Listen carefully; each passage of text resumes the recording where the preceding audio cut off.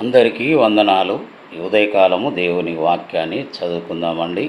పరిశుద్ధ గ్రంథంలో నుంచి ద్వితీయోపదేశ కాండము 6వ అధ్యాయము 6 మరియు 7 వచనాలను మనం చదువుకుందాం. నేడు నేను నీకాజ్ఞాపించు ఈ మాటలు నీ హృదయములో ఉండవలను. నీవు నీ కుమారులకు వాటిని అభ్యసింపజేసి నీ ఇంట కూర్చుండునప్పుడు, త్రోవను నడుచునప్పుడును, పండుకొనున్నప్పుడును, లేచునప్పుడును వాటిని గూర్చి మాటలాడవలను. సూచనగా వాటిని నీ చేతికి కట్టుకొనవలను. క్రీస్తునందు ప్రియ సహోదరి సహోదరులారా,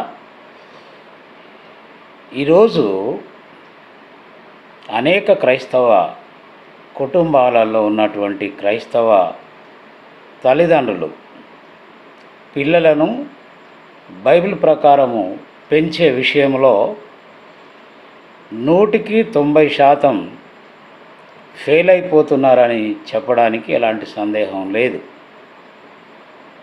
వారి లోక జీవన వ్యాపారంలో చిక్కుకుంటూ కుటుంబాన్ని నిర్లక్ష్యం చేస్తూ, ముఖ్యంగా పిల్లలను నిర్లక్ష్యం చేస్తూ వారి పనిలో వారు ముందుకు వెళ్ళిపోతున్నారు. కానీ ఇక్కడ దేవాది దేవుడేమంటున్నాడంటే, నీ పిల్లలకు కూర్చుండేటప్పుడు, లేచేటప్పుడు, పండుకునేటప్పుడు నా మాటలను నీవు నీ పిల్లలకు అభ్యసింపజేయాలని తల్లిదండ్రులతో దేవుడు మాట్లాడుతున్నాడు.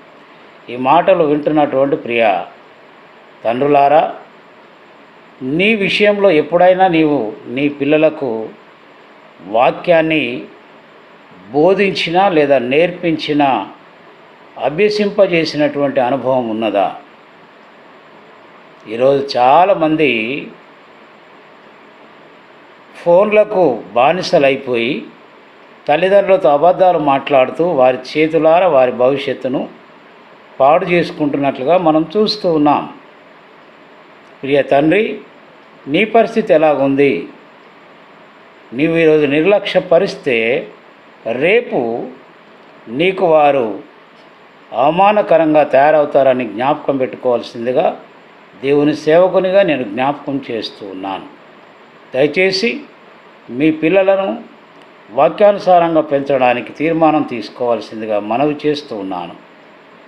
ఆ రీతిగా తీర్మానించుకునే మనసు పరిశుద్ధాత్మ దేవుడు మనందరికీ అనుగ్రహించునుగాక. దేవుడు మిమ్మలను దీవించునుగాక. అందరికీ వందనాలు.